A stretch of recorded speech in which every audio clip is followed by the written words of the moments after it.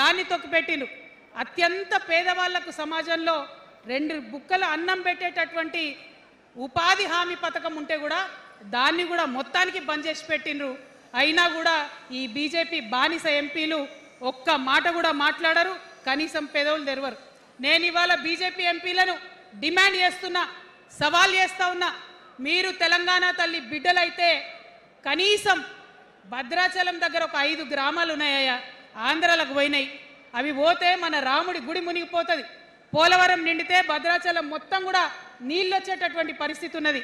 మీకేమన్నా సిగ్గు ఎగ్గు ఉంటే తెలంగాణ తల్లి బిడ్డలైతే 8 మంది బీజేపీ తెలంగాణ ఎంపీలను ఛాలెంజ్ చేసి అడుగుతా ఉన్నా, ఆ 5 గ్రామాలను మీరు వాపస్ తెలంగాణకు పట్టుకరండి.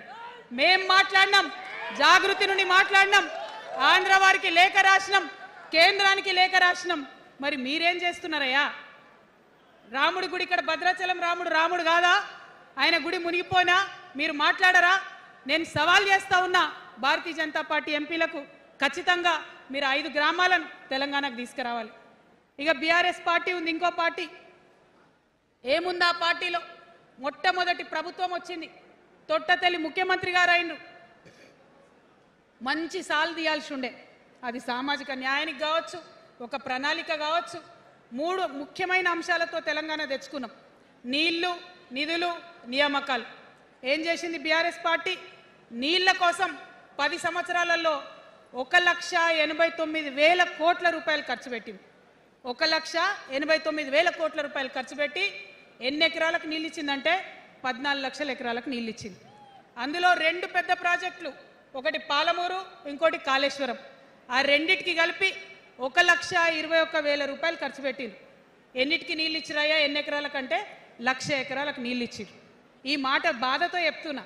నేను కూడా బీఆర్ఎస్ అప్పుడున్న టీఆర్ఎస్కి నేను కూడా నా రక్తాన్ని, నా చెమటని, నా సమయాన్ని కుటుంబంతో పిల్లలతో గడపాల్సిన టైంలో టీఆర్ఎస్ పార్టీ బలోపేతానికి పనిచేసిన వ్యక్తినే నేను కూడా. ఆనాటి కేసీఆర్ వేరు, ఇప్పటి కేసీఆర్ వేరు. ఆనాటి కేసీఆర్కి తెలంగాణలో చేనేత కార్మికులు చచ్చిపోతుంటే భిక్షాటన చేసిన కేసీఆర్ ఆనాటి కేసీఆర్. ఇయాలటి కేసీఆర్ మారిన మనిషి, మనిషి, మన మనిషి కాదు. ఏమైంది ఇయాలటి కేసీఆర్కి? హైడ్రాల ఇల్లు కూలిపోతుంటే అరుస్తున్నారు, అన్నా ఎక్కడున్నావు రా, వచ్చిండ్రా? రాలే. వెలుగుమట్ల ఇల్లు కూలితే వచ్చిండ్రా? రైతులకు వర్ష బీభత్సమై మొత్తం పొలాలు మునిగిపోతే వచ్చిండ్రా? చేవెళ్ళ దగ్గర బస్ యాక్సిడెంట్ అయితే వచ్చిండ్రా? ఎక్కడ చిన్న కష్టం వచ్చినా ప్రజలకు ఆ సారు రారు, ఆ సారు రారు. ఎందుకంటే ఆయన మారిన మనిషి, మనిషి, గుంటనెక్కల తోడేళ్ల చేతిలో ఖైదీ అయినటువంటి మనిషి, మన మనిషి కాదు. బాధతో, దుఃఖంతో, ఆవేదనతో చెప్తున్న మాట, సంతోషంతో చెప్తలేని ఈ మాట నేను. అట్లాంటి కేసీఆర్ ఎట్లా ఉండే ఒకప్పుడు? అదే ఆర్డీఎస్ అంతా పాదయాత్ర చేసి నా తెలంగాణకు నీళ్లు కావాలని అడిగినారు. ఇవాళ మరి 10 ఏళ్ళ అధికారం ఉంటే పాలమూరు రంగారెడ్డి ప్రాజెక్టు కోసం 10 ఏళ్లలో ముందుకు పోతలేదంటే, ఎవరన్నా తెలంగాణ పట్ల ప్రేమ ఉంటే, పాలమూరు పట్ల ప్రేమ ఉంటే, కృష్ణా నీళ్లు వాడుకోవాలంటే మన కేసీఆర్ అయి ఉంటే ఆ పాలమూరు రంగారెడ్డి ప్రాజెక్ట్ కాడ కుర్చేసుకొని అది కట్టిస్తుండే. ఏం చేసినారు మారిన కేసీఆర్ గారు? పంజాబ్కి పోయినరు, గుజరాత్కి పోయినరు, బీహార్కి పోయినరు. మేము మొత్తం రాష్ట్రంలో పీక్ కట్టలు కట్టాం, నేషనల్ పార్టీ పెడతామని పోయినరు తప్పితే తెలంగాణ ప్రజలను పట్టించుకోలేదు. పట్టించుకుని ఉంటే, కేంద్రంతో గొడవ పెట్టుకోకుండా ఉంటే ఇవాళ పాలమూరు రంగారెడ్డి పారకపోతుండేనా? నేను అడుగుతా ఉన్నా స్ట్రేట్గా. ఇన్ని రోజులు నేను ఎన్ని మాటలు మాట్లాడినా బీఆర్ఎస్ పార్టీ నాయకులు ఒక్కరు కూడా బయటకు వస్తలేరు, సమాధానం చెప్తలేరు. దీనికి మీరు సమాధానం చెప్పకపోతే ప్రజలే మిమ్మల్ని బయటకు లాగి సమాధానం చెప్పేటట్టు చేస్తారని కూడా ఈ సందర్భంగా నేను తెలియజేస్తా ఉన్నా. ఒకటే మాట అడుగుతున్నా, మన కేసీఆర్ అయి ఉంటే ఆనాడు తెలంగాణ బిడ్డలు కష్టపడితే బయటకు వచ్చి నా బిడ్డలకు ఇబ్బంది అవుతుందని కొట్లాడిన వ్యక్తి, సింగరేణి గనిలో ఒక కార్మికుడు చనిపోతే అక్కడి దాకా పోయి చూసి వచ్చినటువంటి వ్యక్తి. మరి తెలంగాణ వచ్చినాక ఏమైందా ప్రేమ? అధికారం ముందు మమకారం తగ్గిపోయిందా? ఏం జరిగిందని నేను అడుగుతా ఉన్నా. ఎందుకు ఈ మాట చెప్తా ఉన్నా అంటే ప్రేమ నాకు కూడా ఉంది. నాకు తండ్రి కావచ్చు, అది వేరే విషయం. కానీ ఒక రాజకీయ నాయకుడిగా వారు ఈ మధ్య రాజకీయ పరిణితి కోల్పోయి మాట్లాడుతూ ఉన్నారు. కేటీఆర్ గారు మాట్లాడిందంటే ఓకే అనుకోవచ్చు, ఆయనకు పెద్ద తెలియదు పాపం. కానీ కేసీఆర్ గారు అనే మాట ఏంటంటే ప్రజలు తప్పు చేసిండ్రు. ఓకే, ఒక సెకండ్ నేను ఒప్పుకొని దాన్ని, ఒక సెకండ్ అనుకుందాం. ప్రజలు తప్పు చేస్తే నేను ఒక తల్లిగా అడుగుతున్నా, నేను నా కొడుకో మాట చెప్తా, వాడు వినలేదనుకో, కింద పడ్డాడు అనుకో, ఇడిచిపెడతానా? దగ్గర తీసుకొని మంది అనా? ఓకే, ప్రజలు తప్పు చేసిర్రు అనుకోండి, మీకు అధికారం ఇవ్వలేదు అనుకోండి, ఒక కర్కోటకుడి పాలన నడుస్తుంది అలా తెలంగాణలో. ఇబ్బంది పడుతున్నారు ప్రజలు, గోసపడుతున్నారు, ఏడుస్తున్నారు.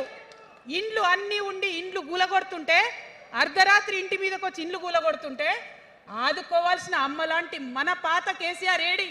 ఎక్కడున్నాడు? ఇది మనం అడగాల్సింది. అందుకోసమే నేను ఈ నిర్ణయం తీసుకున్నది. నన్ను పార్టీలోంచి బయటకేస్తే నేను వెంటనే పార్టీ పెట్టలే. ఆనాడు కూడా చెప్పిన, నేను ఆలోచన చేస్తున్నా, మారతారేమో అని చూసిన, పదే వేచి చూసిన. ఇవాళ నన్ను పార్టీలోకి వెళ్ళి సస్పెండ్ చేసి 10 నెలలైంది. నాకు నిజంగా మంచిగానే అయింది. ఎందుకు తెలుసా? ఆనాడు ఉద్యమకారులను ఇబ్బంది పెడుతుంటే నేను ఇంకా గట్టిగా మాట్లాడలేదు. ఆనాడు మీకు జరిగింది, ఇవాళ నాకు జరిగింది. కొత్త ఏం లేదు. కేసీఆర్ కోసం, టీఆర్ఎస్ పార్టీ కోసం, ఆనాడు తెలంగాణ ఉద్యమం కోసం ఇండ్లు అమ్ముకొని, భూములు అమ్ముకొని, ప్రతి ఊర్లో టీఆర్ఎస్ కండువా వేసుకొని పోరాటం చేసినటువంటి కార్యకర్తలు ఎక్కడున్నారు ఇవాళ? ఒక్క గుళ్ళ మెంబర్ ఇయర్ రాలేదా? ఒక్క గుడి చైర్మన్ ఇయర్ రాలేదా? తెలంగాణను వ్యతిరేకించి ఉద్యమాన్ని తొక్కిపట్టి మన మీద లాఠీలు పెట్టి కొట్టినటువంటి వాళ్ళకి తీసుకొచ్చి ఎమ్మెల్యే సీట్లు ఇచ్చి వాళ్ళ అనుచరులు వచ్చి మిడతల దండలాగా మన కార్యకర్తల మీద పడితే తల్లి కోడి కాపాడుకున్నట్టు పిల్లల్ని కాపాడుకోవాల్సిన మన కేసీఆర్ ఏడబోయింది. వచ్చిందా ఎవరికన్నా పదవులు? ప్రతి సంవత్సరం రాష్ట్రం మొత్తంలో పోస్టులు నింపితే 6,000 పైచీలకు నామినేటెడ్ పోస్టులు వస్తాయి తెలుసా? అంటే 10 ఏళ్లలో 2 ఏళ్లకోసారి నామినేటెడ్ పోస్టులు వేసిన ఒక 30,000 మందికి దాదాపుగా ఏదో ఒక గౌరవం. ఏం కావాలి మనకు ఉద్యమకారులకు చెప్పండి? ఏం కావాలి? కండువా వేసుకొని పిచ్చోళ్ళ లెక్క తిరిగినందుకు, మన ఇంటోళ్ళని ఇడిచిపెట్టి తిరిగినందుకు ఇంత మర్యాద కావాలి. మా సార్ నన్ను గుర్తుపట్టిండా, మా పార్టీ నన్ను గుర్తుపట్టింది, నాకేదో చిన్న పదవి ఇచ్చిరని చెప్పుకుంటే ఒక మర్యాద ఉంటుంది. వచ్చిందా మనకు ఆ మర్యాద? ఎక్కడన్నా వచ్చిందా? ఆనాడు అవహేళన చేసిర్రు, పార్టీలకు వచ్చి మళ్ళీ అవహేళన చేసిండ్రు. అంటే ఎప్పుడైతే అధికారం వచ్చిందో అప్పుడు అమ్మతనం పోయింది, ఎప్పుడైతే అధికారం వచ్చిందో అప్పుడు మమకారం పోయింది. అందుకే అంటున్నా, ఆయన మన కేసీఆర్ కాదు, మారిన కేసీఆర్, మరబొమ్మ లాంటి కేసీఆర్. కాబట్టే ఇవాళ నేను నిలబడి యుద్ధం చేస్తా ఉన్నా. ఈ గడ్డకు ఈ తెలంగాణ రాష్ట్రానికి ప్రాణాలు అడ్డం పెట్టుకొని మన ప్రజలను కాపాడాల్సినటువంటి వ్యక్తులు కావాలి, అటువంటి సైన్యం కావాలి. సైన్యం అయిదామా? సిద్ధంగా ఉన్నారా? ఎట్లయితే ఉద్యమం అప్పుడు కడుపు కట్టుకొని కాలు కట్టుకొని పనిచేసినామో ఇప్పుడు అట్లా పనిచేయాల్సినటువంటి అవసరం ఉన్నది. ఇవాళ ఒక్క పాలమూరు రంగారెడ్డి కాదు, కాళేశ్వరంలో జరిగినటువంటి అవినీతి. ఒక మాట ఆలోచించాలి. మన కేసీఆర్ అయితే ఏమన్నాడు అప్పుడు ఉద్యమంలో? నా బిడ్డ కానీ నా కొడుకు కానీ తప్పు చేస్తే తీసి పారేస్తా పార్టీలకు వెళ్ళన్నారు. ఇవాళ నేనేం చేసిందే మీకు తెలియదా? నేనేం చేసిన? కాళేశ్వరంలో అవినీతి జరిగిందన్నమాట చెప్పిన.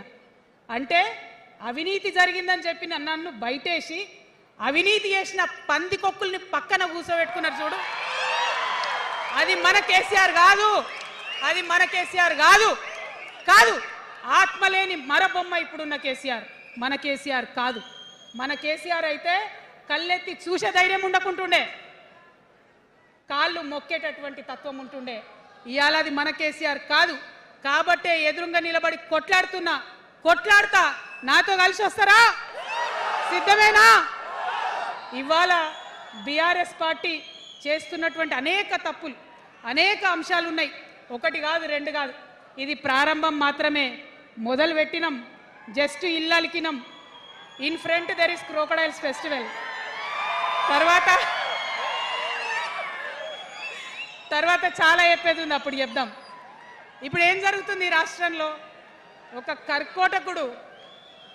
కర్కోటకుడు ఆయన పరిపాలన జరుగుతుంది.